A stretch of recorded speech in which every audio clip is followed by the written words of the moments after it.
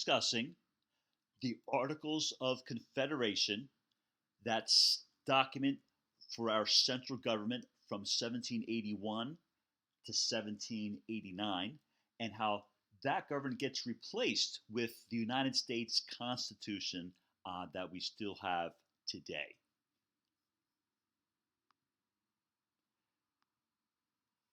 Keep in mind, the Articles of Confederation is a document written by Congress in Philadelphia in 1777 to try to establish a framework for a central government. However, it takes 4 years before the states approve the Articles of Confederation because each of the state governments had to say yes. Keep in mind also that this is in the middle of fighting the British in the Revolutionary War that they're trying to get this done.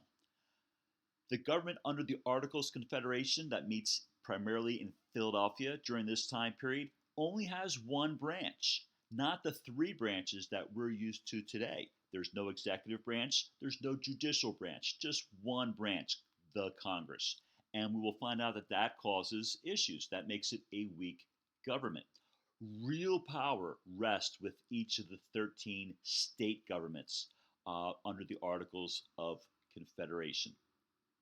So that's what we're discussing right now, this document, the Articles of Confederation, this weak central government, and why that weak central government is going to get replaced by a stronger central government under the Constitution. Now keep in mind that even when the Constitution does come into effect, each of the state governments are still powerful. The state governments do not go away. In fact, today in 2019, each of the 50 state governments are still powerful and have real power.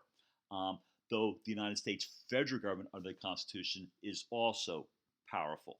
And we will discuss that. We'll find out actually the conflict of the Civil War is partly about the federal government versus the rights of state governments. So that's a brief little overview of what we've been discussing about replacing the central government under the Articles of Confederation with the Constitution, and some of the reasons that the Articles of Confederation were a weak central government, starting with the fact that they could not directly tax. They had to beg state governments for money, and that's no way to run a government, certainly in the middle of a war. Today in class, you are going to finish your delegate research notes. Hopefully you have a good start on this already. You're using 2 sources, the American National Biography. You've printed that out, and you've annotated it, and you're taking notes on that down here. And you're also using this source, Teaching American History, and there's a link to it right here.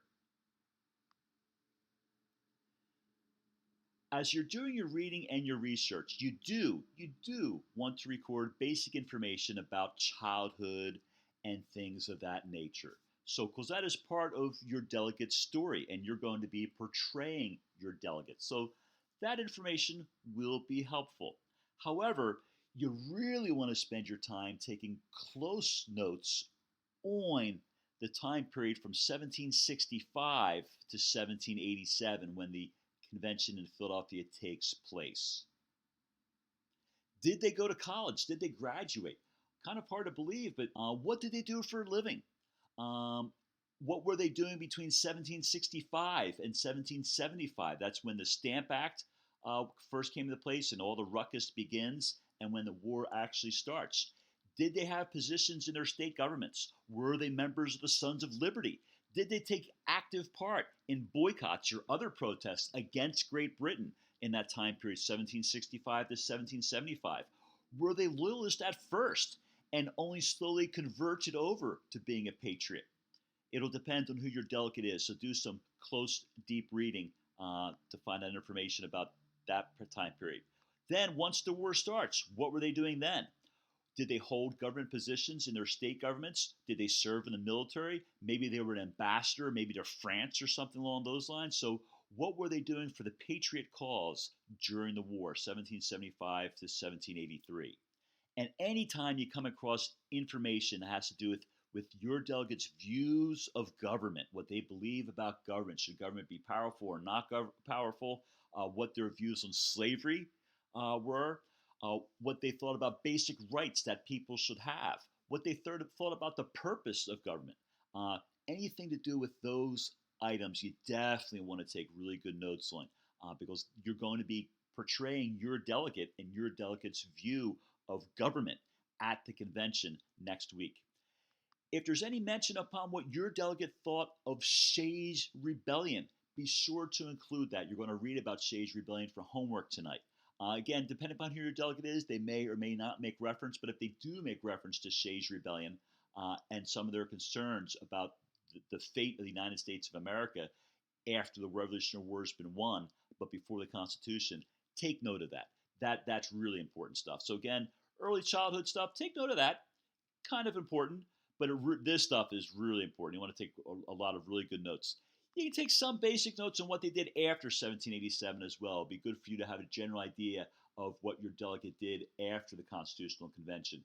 But as far as the Constitutional Convention is concerned, that's in the future. So you wouldn't know, for instance, if you're George Washington, you wouldn't know that you were going to become first president of the United States because you'd be looking into the future. However, for note-taking purposes, do include the fact that George Washington became the first president of the United States.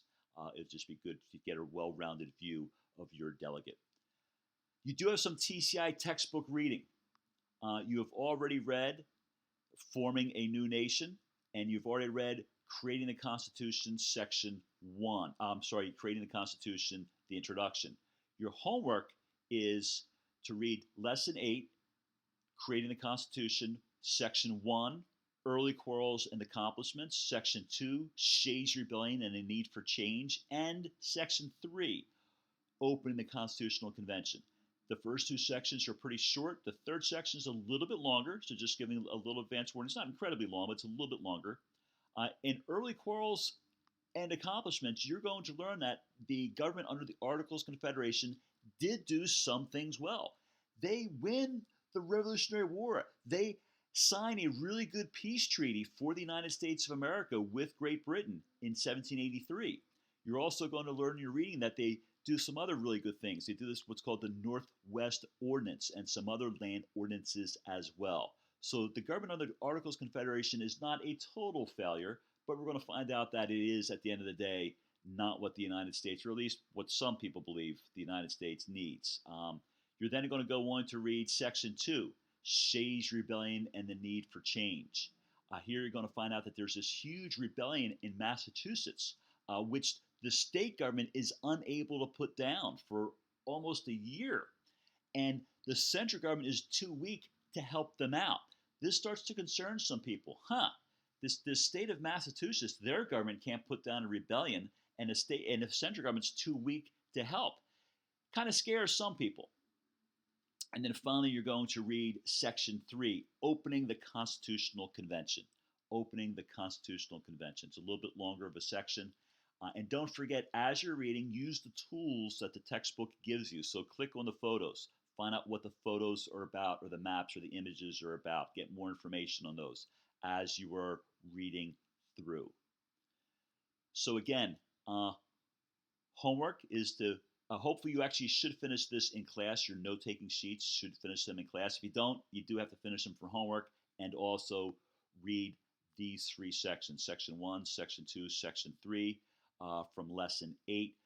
Notes are optional. You do not have to take notes. You certainly do not have to take extensive notes, but you could take some notes if you wanted to, if you thought that would help with your learning and your understanding of the material and this time period. I look forward to seeing you all next class period.